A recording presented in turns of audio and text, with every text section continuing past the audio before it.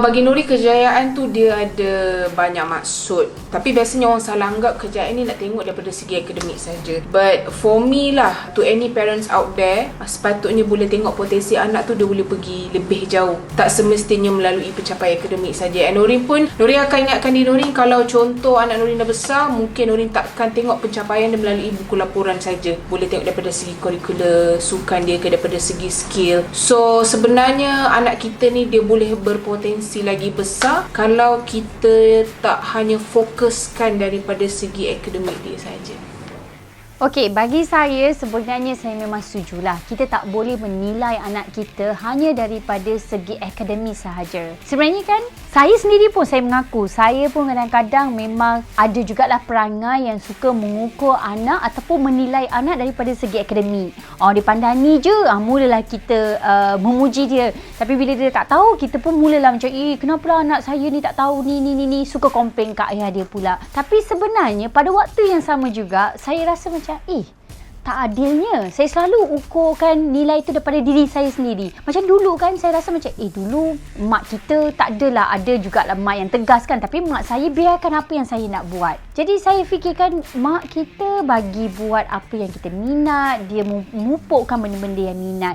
Jadi jugalah manusia sekarang ni kan, bukan nak kata tak menjadi. Jadi benda yang sama jugalah kadang-kadang saya fikirkan pada anak saya juga. Saya cuba menilai ataupun memahami apa yang dia minat. Itu paling penting sebab kadang-kadang manusia ni ada kelebihannya tersendiri. Allah dah ciptakan kita ni daripada pelbagai kelebihan dan kelemahan. Jadi kita ambil kelebihan itu, kita pupukkan lagi ataupun kita menambahkan lagi apa yang kita perlu pada anak kita.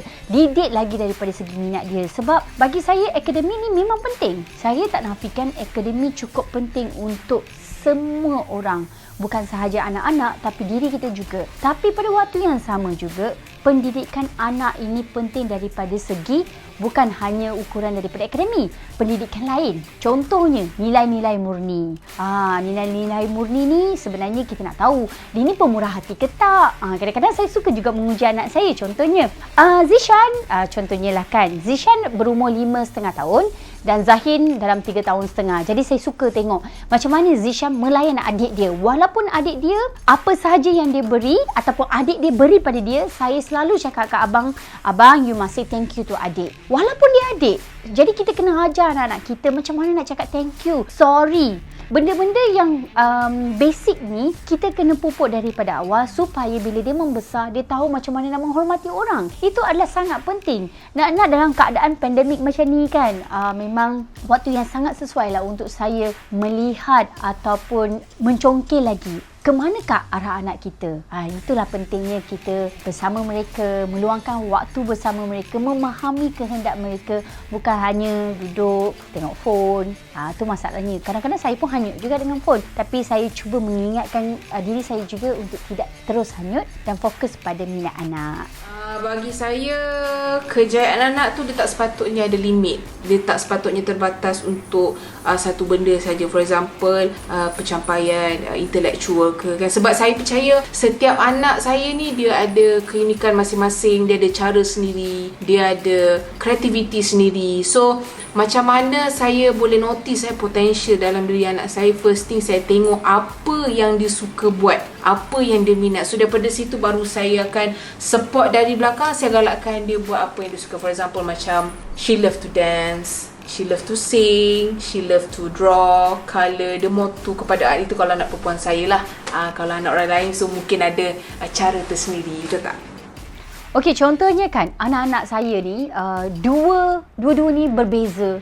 Sangatlah berbeza perangai mereka, fizikal pun berbeza, cara pun berbeza. Contohnya abang seorang yang Zishan ni very proper, very manner, proper. Bila makan tak pernah comot, makan mengunyah pun tak buka mulut. Itu adalah Zishan. Walaupun daripada kecil dia memang makan sangatlah sopan. Kalau tangan adik tu, Masya Allah adik. Okey, adik tu kalau tak kotor baju tak sah. Mulut ni kat sini tapi coklat sampai kat dahi.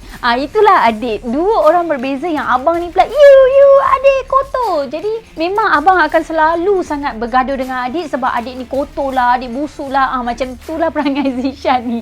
Tapi apa pun daripada situlah pemerhatian saya. Apa yang saya perhatikan, saya selalu takut takut. Saya tak nak Zishan macam dengan orang lain pun macam tu. Kan? Dengan adik sendiri macam tu. Tak nak nanti besok dia tengok orang comot sikit. Tak nak berkawan. Kadang-kadang takut juga. Bila rumah kotor sikit, dirty lah. Tak boleh pijak lah. Tak naklah nanti dia pergi mana-mana, dia buat perangai yang sama. Saya sebenarnya memang dah fikir benda-benda tu. Sebab tu apa yang saya buat selalu dekat Zishan, saya selalu berbisik kat dia. Saya selalu cakap kat dia, adik ni cute tau. Adik buat macam ni comel sebab adik ni baby lagi. Baby memang macam ni. Tapi dia akan menjawab juga, no, he's not baby. Kadang-kadang payah juga. Tapi apa yang saya nak sampaikan kat sini adalah kita sebagai seorang ibu, seorang penjaga, kita kena ajar anak kita apa yang baik dan tak baik untuk dia terima adik dia seadanya. Dia kena tahu, dia tak boleh fikir, oh, aku macam ni, adik aku kena macam ni. Tak boleh. Jadi kita kena ajar anak kita ni, especially Zishan, saya dah memang mengajar dia supaya dia sayang adik dia, supaya dia faham. Saya selalu cakap kat dia apa tau, Zishan, you imagine daddy you ada brother, sister ramai tau. Tapi mami pun ada brother ramai. And how about you? You ada adik seorang je.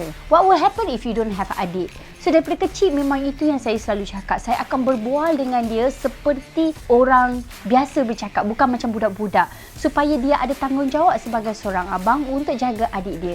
Sama juga dengan adik dia. Adik ni pun kadang-kadang, ya Allah, malas. Dah sepah-sepah kan? Kita kata, kemas dik. I don't want. You clean for me. Dia jawab pula dengan mami dia. Tapi saya akan buat merajuk. Itulah saya akan buat merajuk. Tak baiknya buat mami penat buat kerja. So, dia akan ada simpati kat mami dia. Bila dia simpati pada mami dia, dia pun datang tolong. Itulah drama-drama yang berlaku sangat kat rumah saya. Tapi apa yang saya nak sampaikan di sini adalah, sebagai seorang ibu, kita kena sabar. Kita kena pupuk anak kita dengan cara mereka. Takkanlah saya nak rotan pula kan? Tak boleh sebenarnya. Apa yang perlu adalah kasih sayang. Bagi dia orang rasa, kesiannya mami aku. Dia suruh kemas, aku tak nak kemas. Biar dia rasa serba salah tu. Tapi end of the day, kita yang bahagia bersama dengan dia orang. Semoga anak kita semua menjadi anak yang berjaya di dunia dan akhirat. Anda katalah kalau anak saya ni dia cemerlang daripada segi akademik. Bagi saya, itu adalah salah satu kejayaan yang dia dah capai. Okay? Sebab buat masa sekarang ni, I think lah dah tiba masa untuk kita bagi makna yang baru. Makna baru untuk kejayaan tu, dia bukan datangnya semata-mata daripada laporan akademik. Kan kita cek laporan anak kita.